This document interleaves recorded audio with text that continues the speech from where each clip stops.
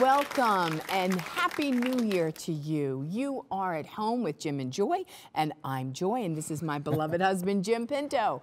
You are an important part of our EWTN family, and we would love to hear from you. All you need to do is send us an email, jimandjoy@EWTN.com. Well, it's good to be back here, indeed. right? Yes, we had a indeed. wonderful, wonderful Christmas time with our children and family and friends. Grandchildren. Grandchildren. And Christmas continues. It's still the Christmas season. We get that. We have the wreath out and the hope candle that's out, the Jesus candle, so we understand the season continues. But the time with family was tremendous. Seemed like we had 4 Christmas dinners because people didn't all come at the same time. But it went on and on and on. It was beautiful. Yeah, well, our kids did something different this year. You know how they have to rotate to the other family members, and so they weren't. Not all of them were coming on Christmas Day, so one became before Christmas on a Friday. So we did full-blown Christmas on a Friday. Christmas Eve we were all alone, which was lovely, and then Sunday, which was Christmas Day. The other 2 and all of their children came and friends, which was just fun. And then Monday, we had to redo Christmas again because the other child. We did. So it was like Christmas that wouldn't end. It was having beautiful. all the grandkids in at whatever point they came in, especially our youngest, Josiah Gabriel. I think we have a picture of him dressed up like St. Nicholas or Santa Claus. Yeah, who we had a great show with. We did. Right. Not with our grandchild, but with St. Nicholas. That was St. another Nicholas, show. Yes. But yeah, I mean, the specialness of children, and especially a young child. So those are 15 grandchildren. I mean, they act like almost like adults. Yeah. I mean, they just enjoyed Josiah so much and looking at him and loving him. And one of the key things that really I enjoyed was the mistletoe. Yeah, and not just for kissing you. Yes, yes. But you know, I went under the mistletoe and I said to some of the grandkids, "Oh, come over here." And so they would come over and say, "You're under the mistletoe. This is a place where we kiss." And so I'd give them a grandfatherly kiss and a hug. And 2 of the grandkids that are not that much touchy-feely kissy, they were like, "Well, what's going on? What's happening?" But they were the ones who most frequently went initiated under the mistletoe there, and they said, "Bobo, that's it, Bobo, look where I am. I'm here." And that was just a beautiful, beautiful highlight for me. It was beautiful, and I'm glad that all the food that I cooked got eaten. Yes. Because I went on like a cook-a-thon. You did. And what were some of the things you made again? I made eggplant rotellini, 5 pans of lasagna. It was a lot of food. We had the largest honey-baked ham delivered to our home. And that all got consumed, and casseroles galore, and tons of desserts. It was fun, fun, fun. The love was in the food. The love was in the food, and we bought new dinnerware that Jim didn't know we needed, and he was like, "What?" And I said, "We needed this, and this is what we bought for ourselves." Yes, but I it was didn't even fun. know we needed it. But it was fun. But children, during Christmas, and of course this month is Pro-Life Month, especially for EWTN. Some very special programming, major events, Walk for Life, March for Life, One Life LA. Share more with us, Joy. So this will, and being the beautiful pro-life month that it is, and I know that in Protestant churches, they celebrate the 3rd Sunday of the month, and they call that Sanctity of Life Sunday. So we all want to gather where we all agree and support the culture of life. And it culminates in our pro-life March coverage. We are going to have Walk for Life West Coast, which will air here on Saturday, January 21st at 2:30 Eastern Standard Time. And you and I, my beloved, we will be hosting that along with Father Mark and Barbara McWigan all the way out there in San Francisco. And then one day, and then later that day, it's called One Life LA, happening out there on the West Coast. That will be Saturday, January 21st at 5 p.m. Eastern Standard Time. And then finally, EWTN will give outstanding, excellent coverage for the March for Life DC. And that's going to be Friday, January 27th, and that will start at 9 a.m. Eastern Standard Time. And this year it's going to be anchored by Lauren Ashburn with a field reporting by one and only Teresa Tomeo and Damon Owens. And that's just outstanding coverage. The March for Life in Washington is later this year because of the inauguration. Right. That's going to happen. Right. And you might want to go to that website, marchforlife.org. It also carries local marches. So you'll see an icon there. Just click on it. It starts with Birmingham because we have our march in because we're Alabama State one. Yes. Next week. Yes. Next weekend. And January 14th is the state march. So there's about 40 marches listed there. You can list your march as well. We're going to speak with Stephanie Calis, our special guest today, the ultimate Catholic wedding planner.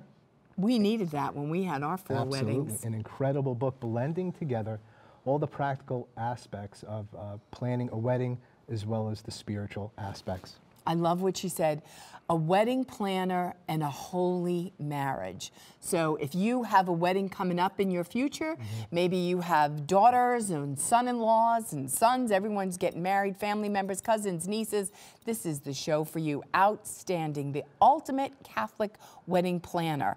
And they have a great website, which is outstanding, called spokenbride.com. So don't go away. We'll be right back, and we will have beautiful young Stephanie Calis with us. And Happy New Year to you.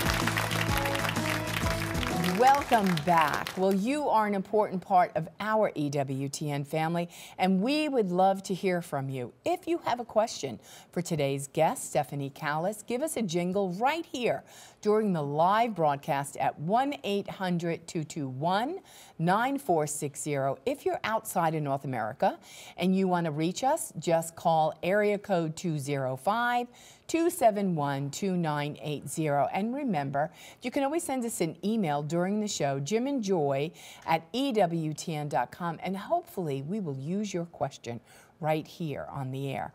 Well, we have this beautiful young mother, Stephanie Calis. She's the author. The name of her book is called Invited, the Ultimate Catholic Wedding Planner. Doesn't that sound wonderful? And they have a great website. It's called spokenbride.com. So the caption, the title Invited, is wonderful because it brings you in thinking, I need to be invited into this process and to incorporate. It's hard to silence some of the opinions and voices that are out there when you're doing wedding planning. But Stephanie, tell us a little bit about yourself, you know, where you're born and raised and how you got into this beautiful, authoring this book, how you survived your own wedding too. Survived would be a good word. I was born and raised in Maryland. Right now I live outside of the DC area. My husband is a graduate student at Catholic University, so we're outside of the city, and right now we have 2 children. Our son is 3 years old and our daughter is 1. And I grew up in the Catholic faith, you know, going to Mass and going to CCD, but I didn't have much of a deeper conversion until college when I was at Mount St. Mary's University up in Emmitsburg in Maryland. And that's where I met my husband too. And so my junior year, I took a philosophy course called Love and Friendship, and that was my first introduction to Cardinal Wojtyła's love and responsibility. Right. And that was the first time that I had ever heard that the opposite of love isn't hatred, but it's something else. It's utility and the using of another person, and just the uniqueness and the intention of every human person, you know, created out of love and for love.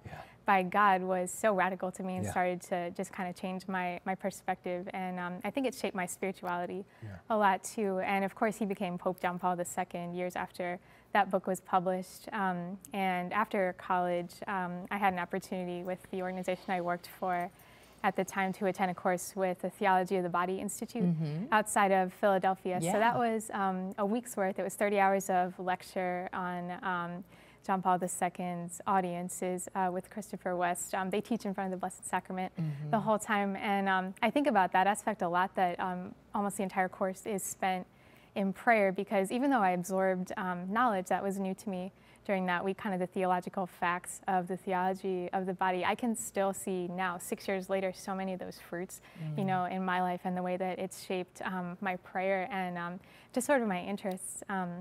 At the time that I was on that retreat, I was working for an organization that spreads the chastity and the pro-life messages, and I think that my love for that that message for speaking on chastity kind of naturally flowed into speaking on the vocation of marriage. I know that sometimes it can be a misperception that the theology of the body is only about marriage, and it's only about kind of the earthly and the divine images of that. But the reality, I guess, is that it applies to any vocation, and just becoming more and more authentically yourself the more that you know your own identity in Christ. And so maybe since my vocation was marriage, my interest in sort of navigating myself into a ministry where I could write about that and speak about that flowed forth from the TOB. Mm-hmm. So really, the nature of the human person, who we are, absolutely, becoming who we are supposed to be. Yeah, for sure. Sexuality. You're hearing this theology, this philosophy, and hearing and seeing it in the presence of the Eucharist. You said it. Yeah. That's incredible. This is your deeper conversion experience? I guess, or was it a part of it? I think it was maybe another conversion kind of along the way. I would say my first conversion sort of happened during college, and then just like the depth of knowledge, I think that I gained just from the richness of the Pope's writings kind of changed me a lot for the better. Well, so this whole truth, the reality of marriage and the sacrament of marriage and how it reflects the image and the likeness of God.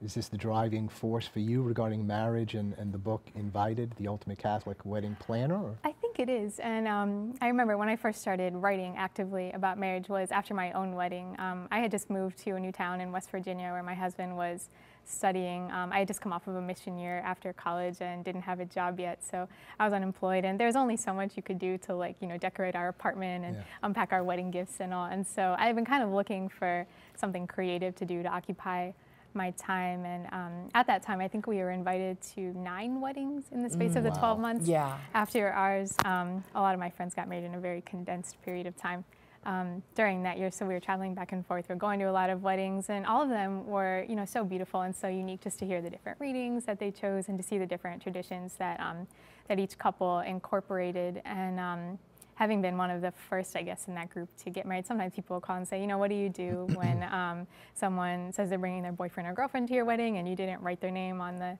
invitation? Or, where do you find out where you can get the readings for a nuptial mass versus a regular Sunday mass and things like that? And so at that time, and maybe even, I don't know how much of an authority I considered myself on the subject, but it was something that I was excited about, something that I was interested in. And so I started a blog about Catholic weddings that year. That was 2012, called Captive the Heart. And the title comes from Fulton Sheen's 3 to Get Married. He says, Mary renders captive the heart of man to bring him over to her divine son. And I think my spirituality has become very Marian over the years too. And just the thought that a married couple, can get to Christ through Mary is beautiful, and having that that added intercession from our mother is such a strength, I think, in a holier relationship. So I guess is that revelation for you included as well in the book, or is it just a motivator to do the book? I would say it's kind of an underlying theme in the book. There are some quotes from the Saints on Mary. There's a section about the dedication to Our Lady during a wedding mass, where I think maybe if you've never really had a relationship with Our Lady, anyone can make that choice to start doing that, even if you don't know how, just by beginning to pray to her. The book contains just kind of encouragement for someone who might not be familiar, or who hears kind of stereotypes about what Catholics might believe about Our Lady as far as worship versus intercession and some of those aspects. And so, more than anything while I was writing it, I didn't want it to be straight catechesis as much as an invitation, like the title says, to present something that is true, that is good, and that is beautiful, and to let it speak for itself, without compromising on the Church's position, but in a way that, really reaches out to the heart and maybe, captivates someone enough that they would want to pursue it more. Yeah. So for you, and should be for us, marriage is beautiful. And this is something beautiful, and you speak a lot about that in your book and in your writings. Share with us, in terms of the book, how this theme of beauty runs through it, because it seems like it's a practical book, right? And you're speaking with somebody who is a wedding planner challenged person, okay? Now Joy isn't, but you bankrolled for women. Yeah, very important role. But, so there's like practical, logistical, nitty-gritty stuff. But that too, done well, I guess, can be beautiful. And then, of course, you're dealing with the spiritual aspects, the theology of marriage and spirituality and so on. So just speak more about beauty and how it works its way through the book in practical ways and spiritual ways, however. Sure. I know that when I was approached to write Invited, the sisters at Pauline had found my website, and they said, we see a need in the market for a resource that not only includes all of the practical secular aspects of wedding planning, but also the aspects that are unique to Catholic couples, things like marriage prep requirements and planning a wedding mass and just having the entire day kind of reflect the joy and the divinity that's on tap in the sacrament. And as I was writing the proposal, I wanted to go through sort of chronologically to speak about first steps to take after getting engaged and to describe some different options for marriage prep programs. There's chapters on planning a mass and planning a wedding reception, but I think this flows from my love for the chastity message and for the TOB message. I wanted to kind of take the opportunity to also reassure couples who might be seeing image after image of picture perfect weddings that doesn't lack value, but there's also something so much more that can set your mind at ease. I think that in wedding planning, there's sometimes kind of an easy temptation to comparison or to materialism, and now and then you'll see articles or pieces written about how not caring about any of that is ultimately not the end game of your wedding day, that receiving a sacrament or that, ending up married to your spouse, to your best friend, whatever faith the wedding might be in, is, the ultimate priority of the day. And they're absolutely right. But I also think that to discount, the desire to have a beautiful day, and especially for brides, to feel beautiful on a day that all eyes will be on them. You see these things on the internet with all these, workouts for brides and bridal makeup ideas and hair. And it's great, I think, that there are so many resources on tap, but it can easily get overwhelming. And it was important to me just in writing this book to kind of be a voice of reassurance. I know that I went through a little bit of that too. And my wedding was, I think, about 6 months before Pinterest came around, which in some ways I'm grateful for. I think I know myself. Because you would have gone crazy. Absolutely, especially if it was brand new at the time. I think it's an amazing resource, but everything in moderation, and especially when that moderate view of desiring to be beautiful, for the one you love, for your bridegroom, is there, then it takes on a deeper meaning. It's not just something that's shallow, but something that can point to the divine. And I think it can invite your family and friends into that too, just like the joy and the reverence that a loving couple, shows for themselves on their wedding day is inspiring, no matter where someone is coming from, whether or not they're Catholic or whether or not they're religious. I think there is something like palpable that's there and that they can see. Well, I think, it is so important because you see these beautiful brides and they're so adorned, and their interior life isn't anything beautiful, and maybe they've compromised in so many ways. And even, we've heard from priests who, you do marriage counseling or pre-Cana, and so many of the couples are living together, everyone's so compromised. And to represent this and to say to the culture, and even the culture in the church, is to say there's a better way. There's a higher calling in a way. And even if you have made different life choices, this is a time to say, 6 months, maybe even before the wedding, just to say, okay, I'm going to start over in my life, and the way I'm living and the way I'm being, and I'm going to start over so that when I present myself to my beloved, the King of Kings and the Lord of Lords, or to my beloved in marriage in this way, I want to be as holy as I possibly could be. Absolutely, yeah. I think there can be a lot of unrest beneath the surface, but what you're saying with that desire, to be as holy as you can and to make as much of a gift of yourself as you can, like, that's something I think that is so, rooted in couples. I've known people who, were living together before the wedding, or who had made some different choices maybe than I have in my life, just different paths, that we had taken, not ones that make me any better or worse, but they had talked about their plans, like, oh, like, we're going to sleep apart, for the week before the wedding, or we're not going to see each other beforehand. That desire for, something pure and something fresh and, renewed is always there. And that's just so telling to me about human nature. I think we've got a phone call, am I right? So we think we got Jim on the phone. Welcome to At Home with Jim and Joy. Your question, your comment for Stephanie. The initial thing is a premise, and it's a beautiful thing seeing. Can you hear me, Art? Yes. Yeah, you're fine. It's a beautiful thing about this show. And one of the questions I have, having a son who graduated from Franciscan University in '03, is finding a mate. The challenge is, and I asked Mitch Packler this question one time. I said, we have all these ministries for the fallen, but we don't have anything to prevent them from being fallen in the first place. The whole thing that's going on between confirmation and marriage is no education in the church about what dating is or mating is or courting is or any of it. And you have all these young ladies who want Tom Cruise, a millionaire, you know, and high-level incomes, but also totally Catholic. My son's experienced this. Point is, this is beautiful, and marriage is beautiful. Okay. Well, thank you. I think we got the gist of it. So how does maybe your book answer some of his concern? I mean, his concern is we're confirmed, then after that, what's happening, even thinking about marriage. I like the word planning or a planner. So what I hear is we've got a plan for this encounter. We've got a plan for this relationship. Is the church doing her job? And that's a big question. But maybe your thoughts on this area. How does your book fit into preparation? Yeah. Because that's what he's saying. Yeah. How are we preparing our young people for that human encounter of a man and a woman and considering marriage? Yeah, I think you're right, Jim, that there are a lot of resources lacking in the church maybe for young adulthood in between confirmation and you know, the sacraments of vocation later on. And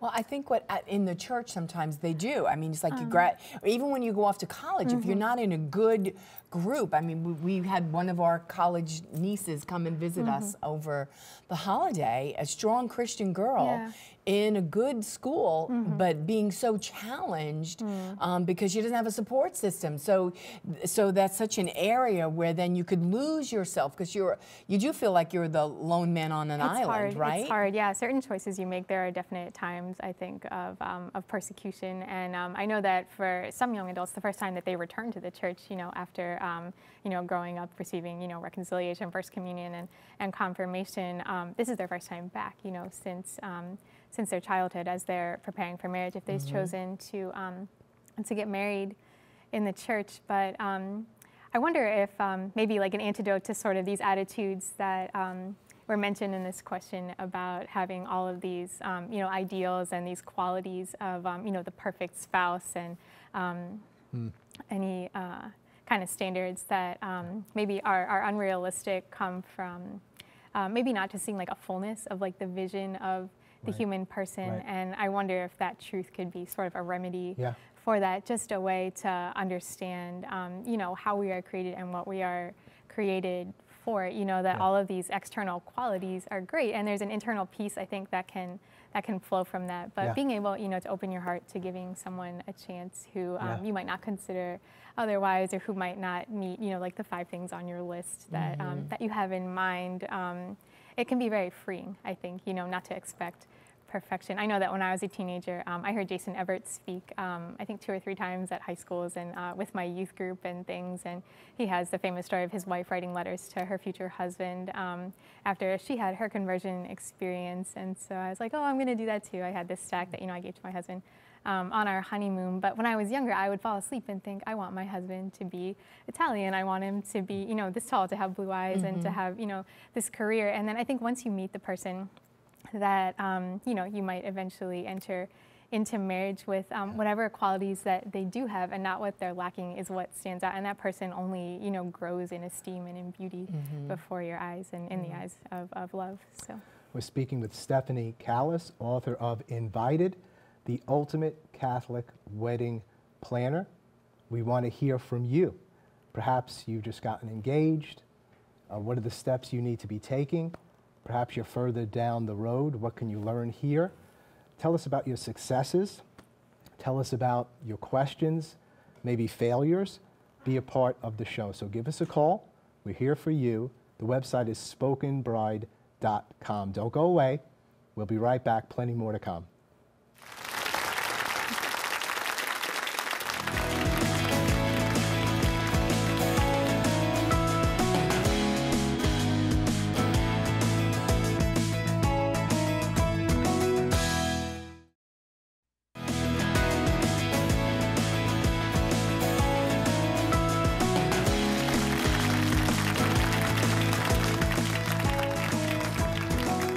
Welcome back. Well, remember that we want you to be a part of our show. So if you have a question for Stephanie, give us a jingle right here during the live broadcast at 1-800-221-9460. If you're calling outside of North America, you can reach us at area code 205-271-2980. You can always send us an email at jimandjoy@ewtn.com, and hopefully we will use your question right here on the air. Well, we're talking to Stephanie about her great book, Invited. It's the ultimate Catholic wedding planner, and they have a great website. It's called spokenbride.com. So, Stephanie, why don't you tell us a little bit about what's in the book? You know, some of the chapters, what people will find in the book, and what's helpful. And where they begin in particular. So, you know, what are the first steps? What are the things we need to be considering? Great, you know? yeah. I think maybe the ideal audience for this book would be a couple who is just starting to plan their wedding, but I would say that anywhere along in the planning process, there's something to be gained. And obviously there are times when, you know, certain vendors have to be booked already, and, you know, certain decisions about things like locations and, you know, certain vendors need to be made. But my intent was that it really can accompany a couple from just getting engaged all the way through the start of their newlywed life, or to pick it up, you know, midway through. Maybe they hear about it at their marriage prep class, or through their parish, through their diocese, and are able to gain just, you know, new theological insights into, you know, what the sacrament is, and to see the Catholic faith for, you know, something beautiful and something that has such power, I think, to make like a statement without words, you know, to wedding guests who might not understand, you know, why the church has certain traditions about what's permitted or not permitted during a wedding mass, or certain teachings, you know, like divorce, birth control, that aren't always understood. And so the book opens with first steps after getting engaged. It has a list of sort of spiritual steps that can be taken as far as choosing a church and choosing a priest. There's some apologetics in there as well about what sets apart getting married in the Catholic Church, you know, that has to be in an actual church, and the reasons why that's valuable, you know, not as a way to crush freedom or individuality. It's a Catholic wedding planner, Catholic. Right, and it is, you know, that niche market. And following that chapter, it goes into options for different marriage prep programs and ways to kind of evaluate what might be a good fit for you and your fiance. And then when you say marriage prep, of course, they're going to a parish, they're in a diocese, so there's certain things that are required, which could be very extensive in many months, or it could be 1 week. Exactly. I've heard of that too. Yeah, it varies a lot. How does your book fit with what is already required? How can it cooperate, work together with that, supplement that? What's your hope? I think that there's a lot of good resources out there already for marriage prep. They're, you know, they're based in scripture, based in the catechism. Maybe they're written by priests or by, you know, counselors who have insight into, you know, maybe some more specific spiritual or psychological needs of couples. But what I hoped in writing this book was to do something just a little different, to come from the perspective of someone who had more recently been married, and also to just make it a little more personal. I think sometimes you have friends who are engaged at the same time as you, and you can bounce questions off of each other. You know, how did you do this? How did you find this particular vendor? How did you narrow your guest list down? And there's a lot of advice out there, but what I hoped in writing this is that I could tailor that advice specifically to Catholic couples, and then just share a little bit of my journey towards, you know, choosing to try and live out the virtue of chastity in all things, and just to cultivate like a sacrificial love for my husband. He's shown me that in so many ways, and he actually is featured in the book. When we were planning the book proposal, the sisters at Pauline said, well, a lot of times, you know, wedding materials are geared solely towards the brides. You know, how can we make this a resource for couples and make it so that the groom can have an active involvement beyond just saying yes or no to certain colors or to certain meals, and so which aren't unimportant. Or that he gets to pick a chocolate cake for the groom's cake. I mean, that's usually about input. Is that a Southern thing? Yes. Yeah, I've heard of that. Yes. So my husband Andrew takes a turn at the end of each chapter. It's a little from the groom section, and I'm so proud of just kind of his attitude towards love that comes through, in that there's a lot of concrete ways that he mentions that he's tried to develop a spirit of sacrifice, for example, or a spirit of, you know, poverty and simplicity in our lives, and all of the ways that we were able to bring those virtues into our marriage. So you see an engaged couple actually reading this book together. I would hope so, yeah. Hope and so, people yeah. have said that their fiancés or the grooms have Yeah. really enjoyed the sections written by a man for men. And so I'm happy that that's been fruitful. So after those initial chapters of the book, there are 2 chapters that get into kind of the nitty-gritty technical aspects of wedding planning. There is a chapter on planning a nuptial mass. It gives options for having a mass versus just the rite of marriage in a ceremony, which maybe would be a good fit for couples where one person is not Catholic, or where a lot of guests wouldn't be able to receive the Eucharist or something like that. But the main focus is on the Mass. There's a Mass planning worksheet with the different parts of the liturgy and a list of suggested readings from the U.S. Conference of Catholic Bishops, which I believe has just changed. They introduced a new rite of marriage at the start of this past liturgical year in December. So if there's ever another edition of this book, that'll be a nice update that we can add. But that's a resource that couples can get from their parishes for now.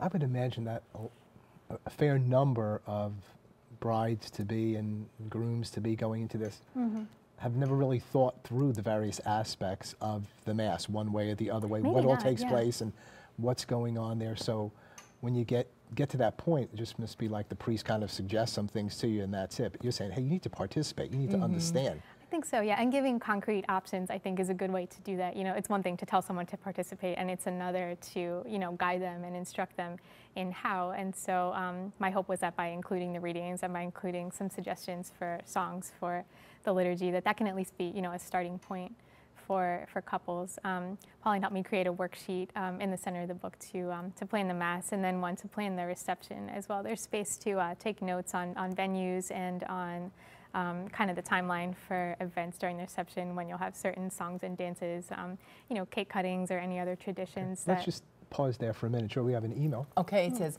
my sister is getting married in June, and I am helping her plan for her wedding. My beautiful, kind, loving sister is turning into one of those horrible monster brides that you see on TV. How can I help keep her grounded and focused on the lifelong marriage instead of the single day? Let's keep this and anonymous. This is from Stacy from okay. Orlando, Florida. We don't want to do too much. That's a great question. I know that I myself was not immune to those tendencies. I think any woman, under the immense pressure and just all of the plans kind of to coordinate when you're planning, it's difficult to be at peace all of the time. But I would say that the best way to truly find peace is to seek out silence, to not be fixated on wedding planning every second. Even just in our culture, like we always have a phone out, we always have music playing, and those things are goods. But I think particularly with weddings, when it's image after image of dresses and flowers or whatever that might be, it can get overwhelming so easily. And for me, I found out pretty early on that was a big disruptor of my peace. And the more stuff that I saw out there, the less at rest that I was with myself. And so I think being able to distance yourself from that can be an effective way of kind of silencing those bridezilla tendencies. Yeah. And also, just prayer for peace. I know that aside from all of kind of the overwhelm of wedding resources that are available to brides, there also can be, a lot of tensions or painful family situations that might be brought to light by this time of, having to talk about finances or having to talk about, difficult relationships, who might be coming to the wedding and who might not be. And so I would also encourage women who are struggling with those problems to take time to pray and to contemplate just what is worth letting go of, I guess in some cases there's only a certain extent to which your voice should be heard if it would honor your family in a different way to have or to not have a certain guest present. But a good litmus test, I think, is just asking, like, will this contribute to a peaceful day or will this cause unrest? And our intuition knows, and when we take it to prayer, I think those answers become even clearer. I had a friend who got married about a month before me. She has a devotion to St. Francis, and his prayers make me a channel of your peace. Yeah. I remember we were talking a couple weeks before my wedding, and I said, man, so it seems like everything was so nice. And she sang during part of her wedding. She was really involved in the Mass with her husband, aside from just showing up to get married and to receive the sacrament.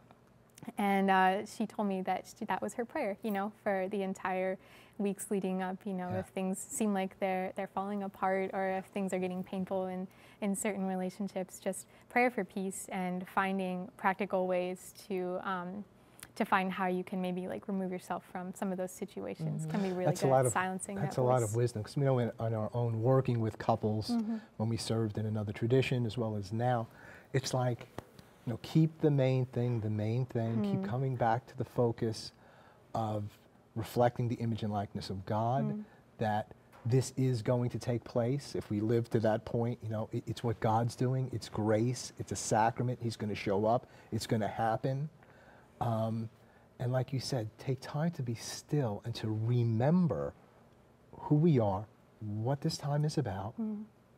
Maybe Eucharistic adoration. Yeah, just absolutely. to be still, go before the presence of the Lord and say nothing and be there.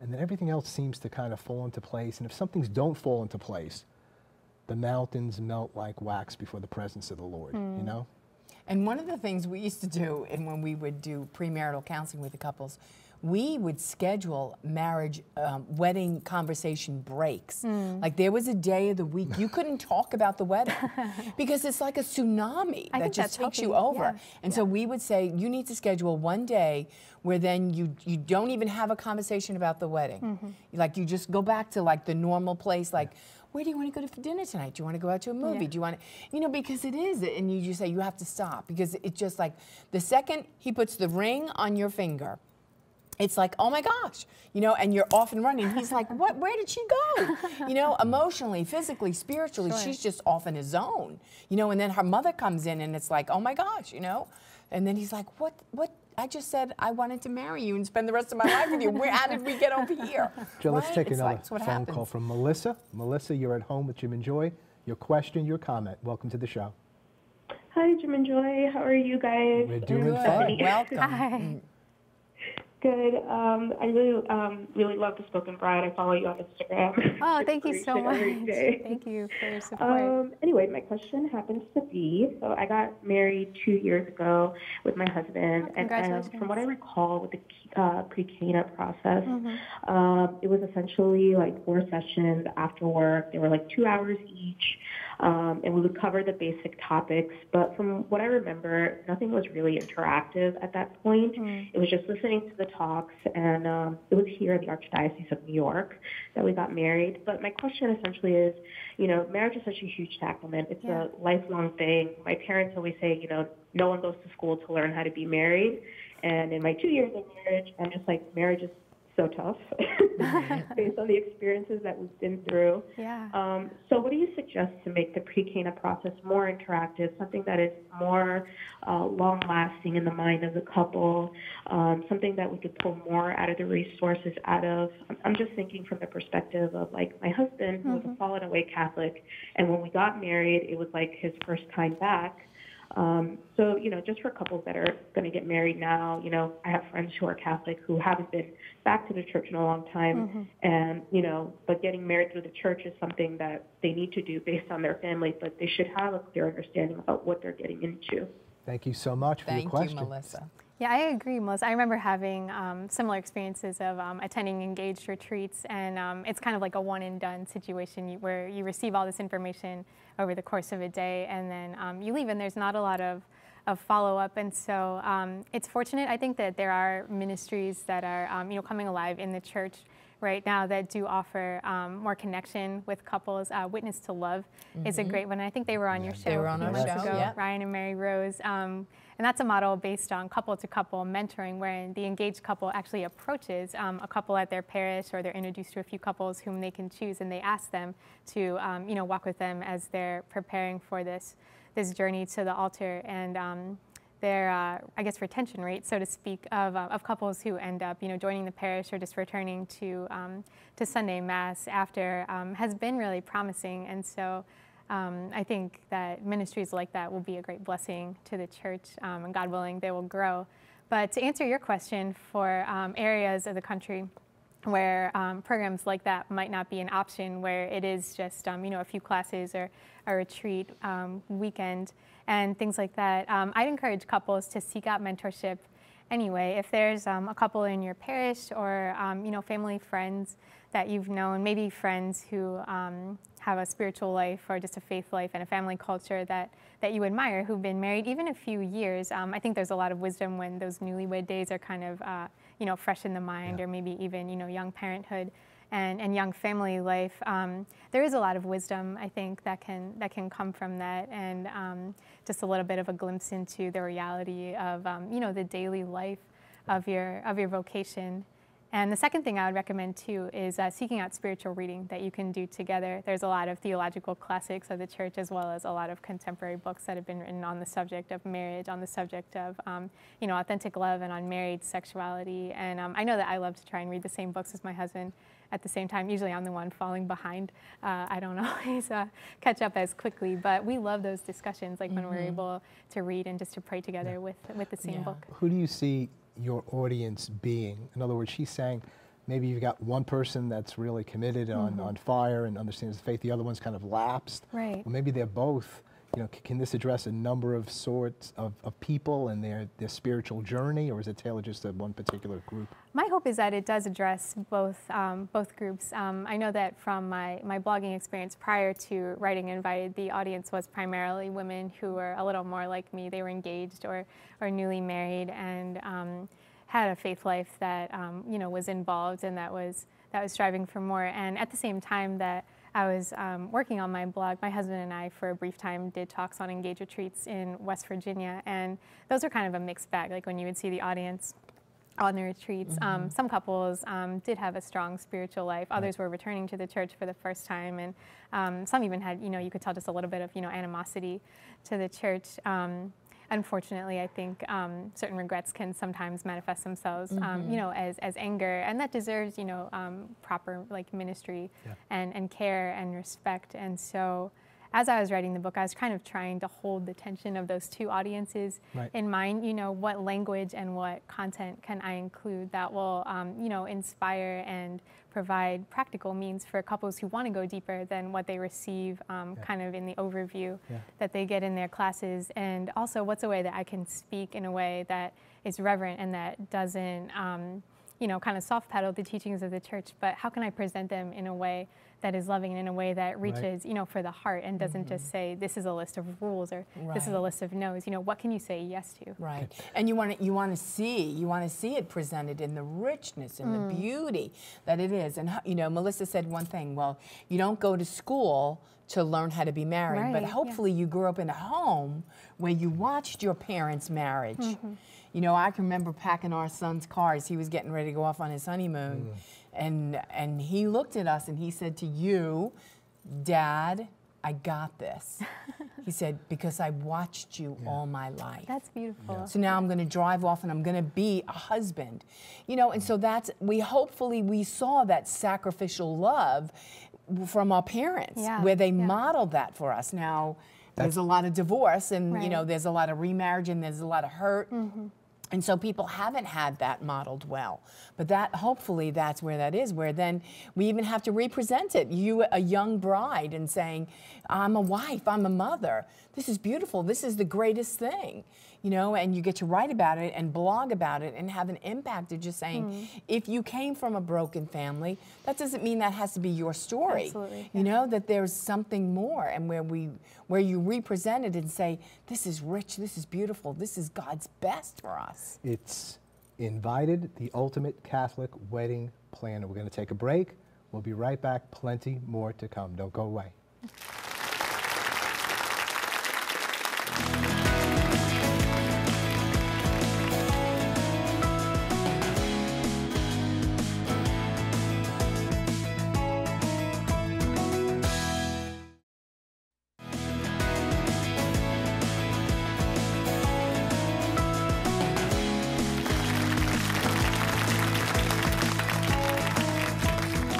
Welcome back. Well, you are an important part of our EWTN family, and you know, you could have joined us live right here on At Home. You could have met Stephanie. We do have someone in our audience all the way from Mexico. You could have been a member today. All you need to do is contact the EWTN Pilgrimage Department, and you would do that by emailing them at pilgrimages@ewtn.com.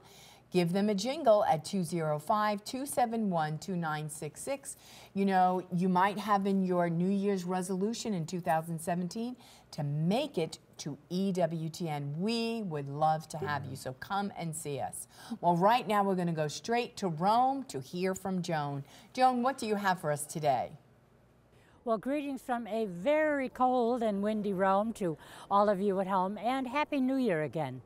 Now, yesterday, of course, Pope Francis celebrated his first Wednesday general audience of the New Year 2017, and he focused again on the virtue of hope. And he was speaking of the figure of Rachel, the wife of Jacob, who lost her life giving birth to her second child. And the Pope spoke of the incredible pain of parents who have lost a child, and he said, "This story teaches us how delicate and difficult it is to console one person's grief. Before speaking of hope, however, we must share in their tears. And if we can't find words to do that, then it's better to remain silent, offering only a gesture or a caress instead." And Pope Francis said the bitter tears of the woman who dies in childbirth become the seeds of new life and generate new hope. And the Pope said, you know, very often people ask him, especially parents, why must children suffer? And he said, you know, I really don't have an answer for that. But he said, what I do tell them is, look at the cross. God gave us his son, he suffered, and perhaps you will find a reply there. Now today, of course, Thursday, is the vigil of tomorrow's Feast of the Epiphany. It's a big holiday and celebration, festive and yet solemn, not only, of course, at the Vatican, but throughout Italy. Now this morning, Pope Francis received about 800 people from some of the towns that have been devastated in the terrible earthquakes of August and October 30th, also of this past year. And it was very interesting because as he addressed them, he spoke off the cuff, and he said it would really be a terrible thing in circumstances such as this to have a prepared speech. So he tried to share their hopes, their tears, their sorrows, and their joys. Now, Archbishop Renato Boccardo of Spoleto Norcia was one of the bishops present, and he had accompanied these several hundred people from the diocese, and he said the meeting with the Pope was dedicated especially to those who lost their loved ones, their homes, their economic security, and those who have been displaced from their land. And he said, as did the Pope himself, that he wanted to welcome especially those who were looking for consolation and hope and who had been wounded in some way or other by the quakes. So stay tuned tomorrow. There's going to be a lot of fun around here in the square behind me. The Pope will celebrate Mass. He will speak at the Angelus. A huge crowd will fill that square, this square, and Via della Conciliazione for the traditional Epiphany celebration. So time's up here, and back to you at home. Joan, thanks so much for another excellent report, and especially encouraging us how the Holy Father stands in solidarity with the least, with those who are hurting. So thank you so much, Joan. Stephanie, you have a wonderful website, spokenbride.com. So please tell us about that, what people will find when they go there. Sure. Spoken Bride launched this past May in honor of the month of Our Lady. We're inspired by her just as, you know, the purest, the most radiant bride, and is under the patronage of Saints Louis and Zélie Martin, the parents of Saint Therese. They were canonized last spring, and it was actually the first married saints of modern times. How we need it at this time. Absolutely. I'm not sure who it was, you know, before then, but Spoken Bride, I guess the roots of it were planted about 2 years ago now. I had taken a break from working on my blog during the time that I was editing and marketing my book, and I was also kind of getting antsy to start, you know, writing something new again, and wondering if there was another kind of creative direction I could take it in a way that would reach a bigger audience. And so Jiza Zito is a friend of mine. She is a Catholic wedding photographer, and she and another photographer whom we know, Alyssa Voss, had a conversation about how there really seems to be a need for community among professionals in the Catholic wedding community, you know, people like photographers and coordinators who will bring a particular richness and level of experience and understanding into working with Catholic couples. And so it just started out as kind of a twinkle in their eyes. Jiza and I were texting one day, and she was like, have you ever thought about this? I wonder how this could fit in, you know, with your blog and with your book and your writing. And so we took it to prayer. We started kind of brainstorming, like maybe we could have a website for Catholic wedding vendors. And I said, well, maybe we can bring in Catholic brides as well. So all of these sort of abstract ideas were taking shape. And Jiza, I think, asked for prayers one day on Instagram saying, Stephanie and I have these beautiful ideas for a Catholic wedding ministry. We're not really sure what it is yet, but stay tuned, keep us in prayer, and maybe something will come of this. And so Andy Compton was a friend of mine. She is the owner of a wedding coordinating business in San Diego, and she also does consulting calls nationwide. We had collaborated on a few pieces for my blog. She saw Jiza's Instagram post, and she was like, oh, that really speaks to my heart. That's been something on my heart as well. So Jiza and I talked, and she's like, what do you think of the name Spoken Bride? And there we had our name. And so Andy came on board with us last February or March, and back in the spring we are also joined by Elise Crawford, who is a digital marketing consultant from the Washington, D.C.